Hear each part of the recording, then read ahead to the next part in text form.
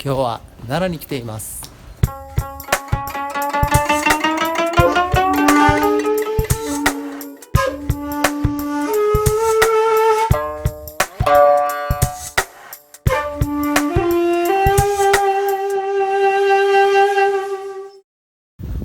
おすすめの日本茶、中国茶専門店があるんですよね。こちらの真珠庵さんです。早速行きましょう。よいしょ。どうもこんにちは。どうしました？どうしました？真珠庵の中です。店主の米山さんです。はい、よろしくお願いします。店主の米山です。でここはですね、日本茶と中国茶の専門店で超マニアックでいろんなお茶がもういっぱいあるんで、一銭飲みっていうのがいっぱいあるんですけども、お好きなものを一つ選んで最高の状態で入れていただくっていう認識でいいんでしょうかね。そうですね。店内にあるお茶すべて飲めるようになっているので、メニューから選ぶというよりも店内に売っているお茶の中から、好きなものを選んで、それをお出しするっていう形でいいと思います。ということはお茶のメニューの種類がこれだけということで、これ何種類ぐらいあるんですか？今映ってるのがそこ中国茶ですなんですけど、中国茶で今映ってるので、80種類ぐらいですね。80種類、でこの向こう側が日本茶なんですよね。日本茶も度胸さんありますよね。日本茶で今60から70ぐらいですかね。なのでそれだけでも150種類くらいありますということですよね。なので、いっぱい飲んでも飲み飽きることはないという夢のような場所ですよね。喫茶の価格だと、そこに1000パックって言って1回分のパックがあるんですけど、その価格プラス300円が、喫茶の価格です。お湯代と、そうですね。意外じゃないですけど、やっぱりね、お茶が分かってる人がやっぱりその製法をちゃんと作ると、その昔あったあれですよね、和歌山で作られていた作り方ってことですか？違います。違うんですか？やっぱ釜炒り茶ってもうほぼほぼ、関西では作ってる製法じゃないじゃないですか。ないですね。やっぱり九州の方で作るんだけど、その上村さんは、そのお茶の品種だったらいろんなお茶が作れることをやっぱ言うだけじゃなくて、実際に自分で作ってみて、それを飲ませて、あ、本当だって言われる方なので、製法は北九州というか九州の山間地の釜炒り製法なんですけれども、独自にそのいる機械を作ったというか、なんか自転車のあれですよね。見ました。小型の機械を使って自分で釜炒り緑茶を作ってるやつなんですけど、あんまり量が作れる機械じゃないので少量しか作ってないんですけど、そのお茶をちょっとぜひぜひ飲んでもらおうかと思います。いただきます。じゃあこれその後お願いしていくます。お湯後で来ました。ありがとうございます。釜入り茶です。和歌山白浜の上村さんの釜入り茶。いただきます。85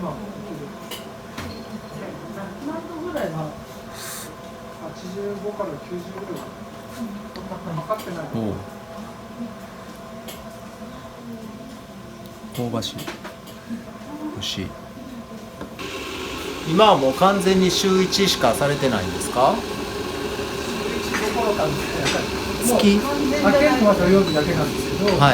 その中でも土曜日ちょっとやってない人が結構多いですね。イベント前とかも準備だとか、中国行っちゃうと、その前後というか、行ってる最中と帰ってきた後の準備があるので、そういう土曜日は回らないとか。お店将来的に開けへんとかそういうことありえるんですか？多分ね、それはないです。やっぱり来てくれるお客さんがやっぱり楽しみにしてるので、そこはやります。月1でももう続け、開けれる時は開けよう次。平日はもう今個別茶会って言って、うんうんうんもうマンツーマンの茶会がメインされてる、やっても時だけかなって感じですかね。個別茶会って、値段は変わってないんですか？4000、5000何くらいでしたっけ2時間で4000円2時間で4000円、マンツーマンで別途お茶代みたいな感じ、いいですよね。まあ、持ち込みもありだしいいですよね。そういう感じのしたいですよね。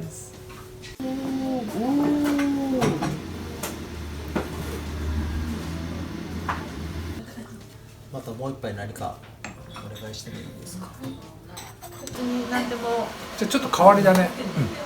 台湾のウーロン茶のはいコンテスト用にはい茎を取っていくんですけど、はい。その茎の焙煎、ああいい。その茎っていうのは要は出物っていうことですね。出物です、はいはいはい。そのコンテスト用に出た出物の茎を使った焙煎茎茶。ああいいじゃないですか。茎って言ってもなんかコロコロしてるんですね。棒じゃなくて。こういうお茶のはい。コクを取ってるんですよね。売り物じゃ取らないんですよ基本的に。そこはその要は雑味とかそういう感じ。多分焙煎するときにあそうか一定にしたいので、なるほどなるほど。焙煎のあれが変わってく茎によっるわけですね。てその水分があれしたりとかなんか温度がっていうのになるほどなるほど。パッと見なんかこれでもお茶なのかなねって思うぐらい。普通にその茎の部分があんまりないですよね。うんで本当はそのはい品評会用にするにははい。このぐらいのせいで茎がないのが欲しいんですよ。なるほどだからなるほど。ここからこれにするためにはいはいはいはい出た出物がこれ、ああすごいな。まあ結構ねなかなかそういうの出回らない。出回らないですね。品評会で覗いた仮金みたいなもんですね。そうですそうです贅沢に除いたあれですね。そんじょそこらのとちゃうでみたいな感じですよね。だからやっぱりその原料自体もやっぱいいので、うんうんうん。ありがとうございますちょっと熱い。ので気をつけてください。あもう結構ではい大丈夫です。ありがとうございます。美味しそう。はい、改めましてですね、信者の米安さんに聞きたいんですけども、はいこのお店のこだわりっていうのはどこですか？そうですね。喫茶のこだわりとしては、やっぱりお水が大事だと思っていて、そのお茶っていうとやっぱり茶葉もすごく大事なんですけれども、うちはやっぱそれ以上にやっぱお水でお茶の味って変わってるんですよね。そこでお水、一応浄水器も置いてはあるんですけれども、その山からこう自噴するお水っていうんですかね、自然に湧き上がってくるお水っていうのが、お水自体に力があると思っていて、そういうお水を使って入れています。それはもう汲みに行ったはるっていうことですか？そうです。定期的にじゃないけど、お水がなくなったら汲みに行くみたいな感じで汲みに行ってます。すごい。そうですね。すごいな。はわかりました。あとなんかそのやっぱりいろいろたくさんのお茶を選ばれてると思うんですけども、はいそのお茶を選ぶ基準というかどういうものをいいお茶を選ぶっていうのはあると思うんですけども、何がいいと思って判断されてますか？まず、大まかに言うと、その今よく言われているシングルオリジンって言って、単一農家さんの単一の品種っていうのがベースにはあるんですけれども、その中でもどういうお茶がうちが欲しいかっていうと、一番は地質っていうんですかね、そこの畑の地質がどういう地質なのか、あと土壌とかですね、砂質なのかとか粘土質なのか、そういうところを踏まえて、できるだけ結構ミネラル分の多いお茶、あとは結構こう山手とあと里のお茶って言って、結構標高の低い平坦な地で作ってるお茶か、あとは山間地で作ってるお茶かっていうのに分かれるんですけれども、できるだけ山間地のお茶っていうのを仕入れるようにしています。それはその気温の変動が激しいというか、お茶にとっては厳しい環境の方が生命力があるというか。はい、そうです。やっぱりそのお茶もいろいろあると思うんですけれども、山の方がやっぱり確かにその自然条件ってのは厳しいですし、いろいろなミネラル成分があると思うんですよ。それとあと何ていうのかな、生命力っていうんですかね、お茶を出した時に結構栓持ちのするお茶が多かったりとか、香りが良かったりっていう結構利点が多いので、それで山のお茶を特に中心に仕入れてますね。まあ、今のは日本茶ですけどね中国茶になってくるとまた本当にたくさんの種類、日本茶以上にも何千種類といういろんなお茶があるので、いろんなお茶をまあ、できるだけこうまんべんなく、有名なお茶から日本では入ってこないような珍しいお茶まで一応いろんなお茶を幅広く取り揃えたいっていうのがあるので、そこはその土壌とかっていうのもあるんですけれども、いろんな製法、いろんな産地っていうのを幅広く揃えるっていうのが中国茶の仕入れる。わかりました。じゃあ最後にですね、どういったお客さん皆さんに来ていただきたいというのがありますか？そうですね、まあお茶始めていろんなお茶に興味を持ってるんだけど、まだそんなにこう飲んだことのない人とか、あとこう、まあ、後ろ見れば分かるんですけれども、まあ、たくさん茶器があるので、もう特に茶器好きですかね、はい、もう急須が好きとか、器が好きとかいう人たちにとっては、結構自分自身急須が大好きで、いろんな産地のものとかいろんな作家さんのものを集めてますので、そういった器の話をしたい方とか、こういう急須でこうなんだろう、お茶飲んでみたいとか、あとはもう稀にですね、自分のお気に入りの急須を持ってきていただいて、この急須でお茶入れてほしいっていうのにも快く対応します、はい、そういった茶器好きにも、来てほしいかなと思います。わかりました。はい、ありがとうございます。中国茶でこういうふうに足してっていうお茶あるじゃないですか。それと急須で最後の一滴まで出すお茶ってあれ、それの違いっていうのは何なんですか？多分ね、抽出度合いの違いというか、お湯を入れてすぐ味が出るタイプのお茶と、ゆっくりゆっくり味が抽出されるお茶っていうパターンがあって、中国茶って基本的に釜でいって作るので、日本茶の煎茶みたいに味がすぐ出るお茶って少ないんですよ。その中でも中国茶でも、その味がすぐ出るのはじゃあどういうタイプかっていうと、結構茶葉をたくさん使って入れるウーロン茶っていうのは比較的味がすぐ出やすいんですね。なので出し切ってあげると、出し切らないと苦く出過ぎてしまう。そういうわけじゃないんですけど、出し切った方がメリハリがあるっていうか、全部お湯を使っちゃってもまたお湯を入れた時にすぐ味が出てくるっていう意味で、緑茶とか白茶っていう中国のお茶っていうのは一回出し切っちゃうと次お湯入れた時になかなか味が出にくいんですよね。で渋みとか苦みっていうのもそれほどないので、ある程度ずっとつけておいた方が、つけておいても、そんなにこう味が特に飲みづらくなるくらい渋くなるってわけでもないので、逆に少し濃いめのを残してあげて、お湯を足すことによって濃いのとお湯でこう攪拌して、温度もすぐ飲める温度になるし、味も少しまろやかになるっていうので、継ぎ足しの方がいいのかなっていう場合もあります。で実際その中国でじゃあお茶どうやって飲んでるかっていうと、急須で入れることってほとんどなくて、だいたいその継ぎ足しって言って、耐熱のガラスコップにこう発泡入れて、3分の1ぐらいまで減ったら、飲む時にお湯を足して、で攪拌した状態になって、そのまま飲むと。外碗とかもそういう感じですか？基本的に外碗は基本的に急須の使い方と同じで、基本的にはその出し切っちゃうっていう。出し切るんですか？あとはその、本来の外碗の使い方っていうのは、外碗ってやっぱりこのぐらい結構大きい外碗っていうのが、いわゆる本当の外碗で、すすり茶って言ってここに葉っぱをこう入れて1人1個持って少しこう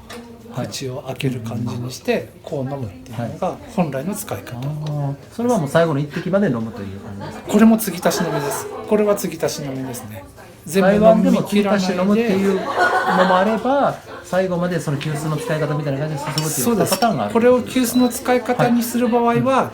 出し切る。で一人一個こう飲む場合は継ぎ足す。じゃあ中に入れるお茶の葉の種類によってそれは使い分けるということですね。そうですね。基本的に継ぎ足す用の緑茶とかジャスミン茶とか白茶みたいな味がゆっくりゆっくり出るお茶っていうのは継ぎ足して入れてった方が極端に次入れたら味が出なくなったっていうこともなく、徐々にこう味が淡くなっていく感じ、でもこれも本当にもう人それぞれなんで、特に決まりがなくって、だんだん自分の好きなお茶ってある程度カテゴリーが決まってきやすいんですよね、中国茶の場合。なので自分はこういう入れ方がやっぱり合ってるなとか、その生活スタイルに合わせて見つけていくのが面白いのかなと。なんか日本茶みたいにねこう、結構こう、日本茶もそんなに形式化ってはないけど、ある程度入れ方って決まってると思うんですよ。それに比べて中国茶って入れる茶器もいろいろあるので、かなり自由度が高いというか、自分のオリジナルを考えて、それを見つけて入れていくっていう方法もありなのかなと思います。人によってはもう本当にね、500ml のビーカーに、葉っぱを入れて、お湯をドボドボって注いで、そこからこう何回かに分けて飲むっていう人もいたりとか、本当に様々。ということはお茶の出し方は2パターンがあって、1つは1回1回出し切るパターンと、あとは常に広がっているのを継ぎ足していくという2つが、もうその品質度合いの違いによって分けられるという。大体そんな感じでいいと思います。わかりました。一個思うのが、紅茶、結構紅茶って1回で出し切るっていうのが結構標準化されてるというか、結構渋みをしっかり出して1回で出し切る、5分とかポットに入れて出し切るっていうのがスタンダードだと思うんですけれども、これも本当に急須でもう20秒ぐらいでさっと出して、淡い紅茶からもう何銭も、それこそ4銭5銭6銭、長ければ8銭9銭10銭って小刻みにこう淡いお茶を飲んでいくスタイルっていうのも、それは出し切ってっていうことですか？出し切りながら美味しいんですよ、実際飲むと。これも本当に紅茶っていうのは1回で出し切るもので固定観念に固まってしまうと、意外にこう淡く出したお茶っていうのが美味しいので、ぜひね、いろんな方法、あとね、例えば渋くて濃いお茶がたまたま入っちゃったとするじゃないですか。でお湯を入れて薄めるっていう飲み方あると思うんですよ。で人によってはもうそれはすごく邪道だって思うんだけど、もう日本茶でも中国茶でも、あまりにやっぱ口に合わなかったら薄めるのも全然構わないと思うんですよね。だからこうちょっと我慢して渋いお茶を飲むんだったら、やっぱ体にもやっぱりちょっと悪いので、自分がこういい感じの濃さになるので、もうお湯薄めちゃっても全然構わないと。それで味がすごく変わるかっていうと、そんなことないと思うので、どんどんお湯でこう自分好みに薄めてくださいみたいな感じですかね。確かにありますね。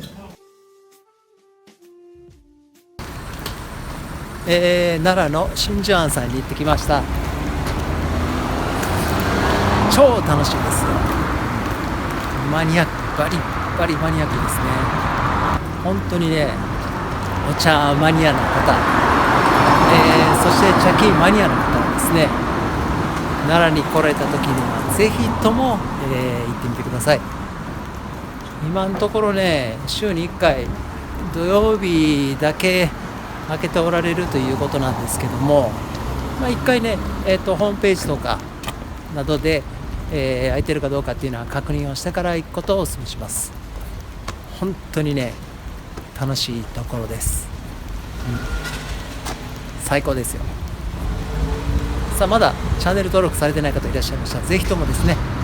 チャンネル登録もお願いします。それではまた。